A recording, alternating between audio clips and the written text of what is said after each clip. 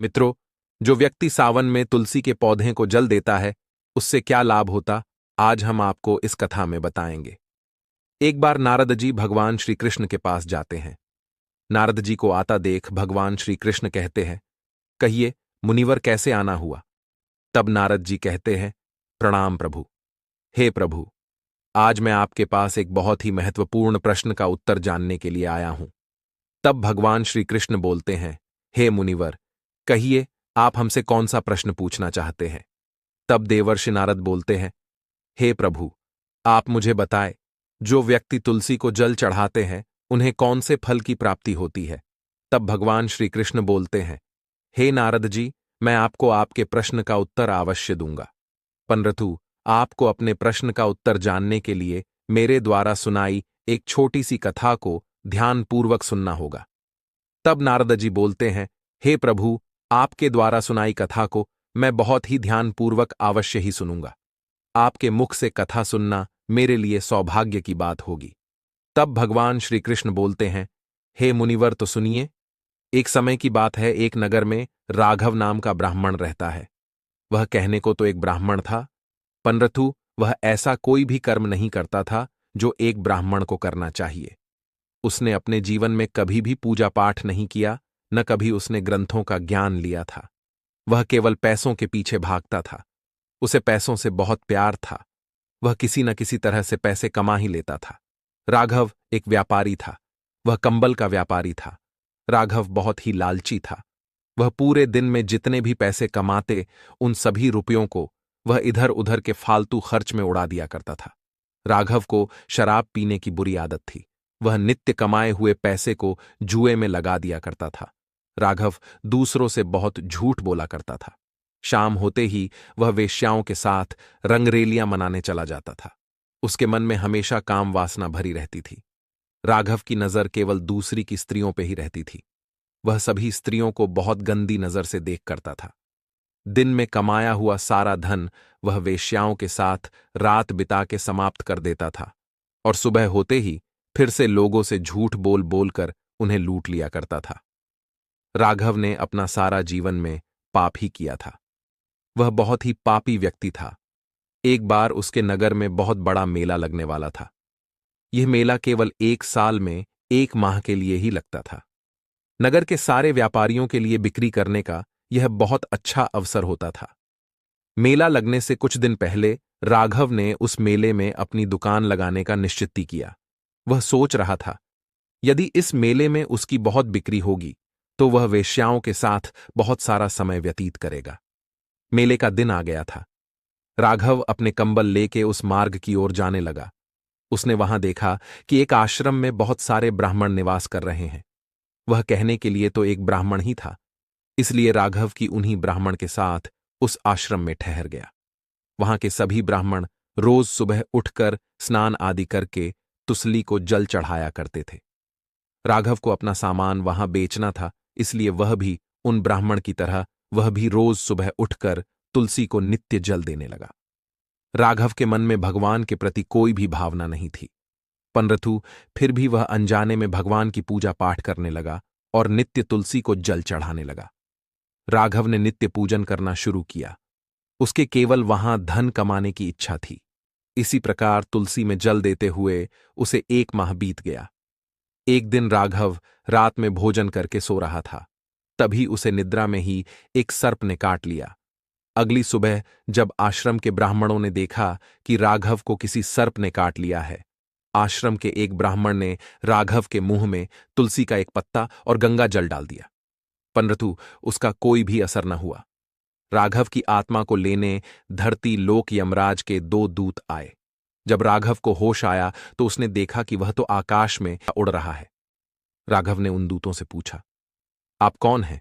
मुझे कहां लेके जा रहे हैं? तब दूत बोले, हम यम के दूत हैं।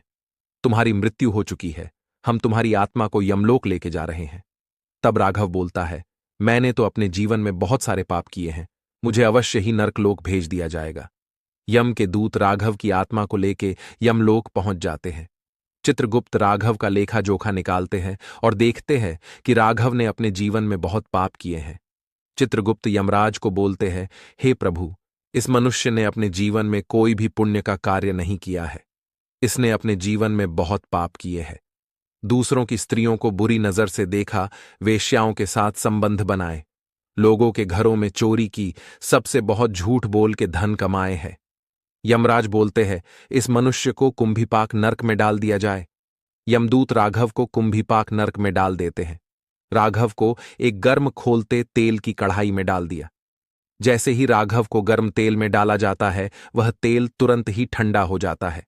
ऐसे दृश्य को देख यम के दूत बहुत अचंभित हो जाते हैं। वह यमराज को बुला ले आते हैं। यमराज और उनके दूत यह सब देख बहुत हैरान हो जाते हैं।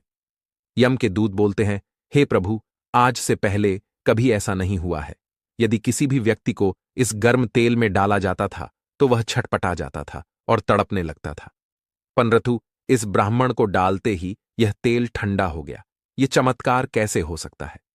दूत की बात सुनकर यमराज बोलते हैं, हे दूत, आज से पहले तो ऐसा कभी भी नहीं हुआ। यह कैसे हो सकता है? हमें भी कुछ समझ नहीं आ रहा है। तभी वहां स्वयं भगवान विष्णु प्रकट हो जाते हैं। भगवान विष्णु को देख यमराज उन्हें प्रणाम करते हैं और बोलते हैं, हे प्रभु, आप यहां बहुत ही अच्छे समय पे आए हैं। मैं एक बहुत बड़ी दुविधा में हूं। इस नर्क लोक में यह पापी राघव है। इसने अपने जीवन में बहुत पाप किए हैं, परंतु जब इसे गर्म तेल में डाला गया तो उस कढ़ाई का तेल शीतल हो गया। ये कैसे हुआ प्रभु? तब भगवान विष्णु बोलते हैं, हे यमराज, यह मनुष्य पापी तो है।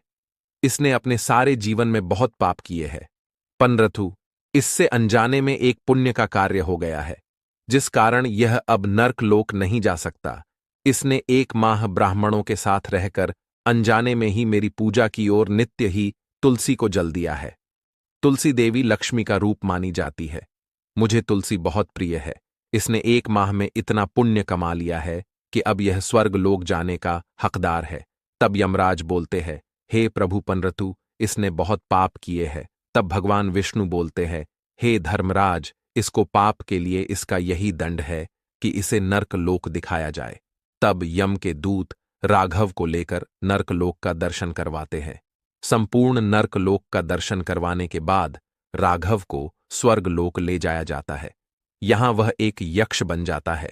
देवर्षि नारद जी से बोलते हैं, हे नारद, भगवान विष्णु को तुलसी बहुत प्रिय है। जो भी मनुष्य भगवान विष्णु मेरे आराध्य की सच्चे मन से पूजा करता है, उसे स्वर्ग लोक की प्राप्ति होती है। सभी मनुष्य को अपने घर में तुलसी का पौधा अवश्य ही लगाना चाहिए। जिस घर में तुलसी का पौधा हमेशा हरा भरा रहता है, वहां देवी लक्ष्मी का वास होता है। वह घर हमेशा खुशियों के भरा रहता है। यदि कोई मनुष्य भगवान विष्णु को भोग लगाता है तो उसे भगवान विष्णु के भोग में तुलसी का पत्र अवश्य ही डालना चाहिए। बिना तुलसी के पत्र का भोग भगवान विष्णु को भी चढ़ाया जाता। जिस घर में तुलसी का पौधा होता है, उस घर की स्त्रियों को तुलसी को चुनरी चढ़ा के रखनी चाहिए। तुलसी को भगवान विष्णु की पत्नी माना जाता है, इसलिए जिस घर में तुलसी हो, उस घर की स्त्री को तुलसी का विवाह अवश्य ही करना चाहिए। किसी भी मनुष्य को तुलसी के पास खड़े होके अपशब्द नहीं बोलने चाहिए। तुलसी को बहुत पवित्र माना जाता है, इसलिए तुलसी को रोज जल चढ़ाना चाहिए। तुलसी के पौधे के पास कभी भी जूते चप्पल नहीं रखनी चाहिए। तुलसी के पौधे के पास गंदगी नहीं रखनी चाहिए। यदि तुलसी के आगे कोई दीपक जलाता है तो दीपक बुझने के बाद दीपक वह से हटा लेना चाहिए। तुलसी के पौधे में शिवलिंग या गणेश की मूर्ति नहीं रखनी चाहिए। तुलसी जिस स्थान पे हो वहां कभी कपड़े नहीं सुखाने चाहिए। तुलसी के पौधे के साथ अन्य किसी भी प्रकार का पौधा नहीं लगाना चाहिए। तुलसी के पौधे के पास हमेशा साफ सफाई रखनी चाहिए। तुलसी को कभी भी गंदी जगह पे नहीं लगाना चाहिए। इसमें हमेशा शुद्ध जल चढ़ाना चाहिए। रविवार के दिन तुलसी में जल नहीं चढ़ाना चाहिए। रविवार के दिन तुलसी को तोड़ना भी नहीं चाहिए। किसी भी स्त्री को तुलसी में जल देते समय अपने केश खुले नहीं रखने चाहिए। तुलसी के पास जल भर के नहीं रखना चाहिए। तुलसी को मिट्टी के गमले में लगाना चाहिए। तुलसी को लगाने के लिए शुद्ध मिट्टी का उपयोग करना चाहिए। जिस घर की तुलसी यदि अचानक सूख जाती है तो समझ जाना चाहिए कि उस घर में किसी की मृत्यु होने वाली है। एक स्त्री को अपने मासिक धर्म में हाथ भी नहीं लगाना चाहिए। जो स्त्री अपने मासिक समय में तुलसी को जल चढ़ाती हुए नर्क की प्राप्ति होती है। तुलसी के ऊपर झूठा पानी नहीं फेंकना चाहिए। तुलसी को बहुत ही शुद्ध पौधा माना जाता है, इसलिए सभी मनुष्य को तुलसी की नित्य पूजा करनी चाहिए। हे नारद, मैंने तुम्हें तुम्हारे प्रश्न का उत्तर दे दिया। तब नारद जी बोलते हैं, हे प्रभु, आपने मुझे मेरे प्रश्न का उत्तर बहुत ही सरलता से दे दिया है। अब मैं आपके द्वारा बताए गए इन सभी नियमों को धरती लोक पर दूंगा। मैं देवी तुलसी की पूजा करने का सही उपाय पूरी धरती लोक को बताऊंगा। इतना कहकर नारद जी आज्ञा लेकर वहां से चले जाते हैं।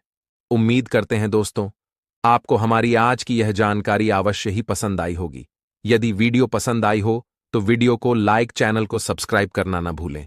मिलते हैं अगली वीडियो में एक नई जानकारी के साथ। वीडियो को पूरा ध्यानपूर्वक देखने के लिए आप सभी का बहुत बहुत धन्यवाद।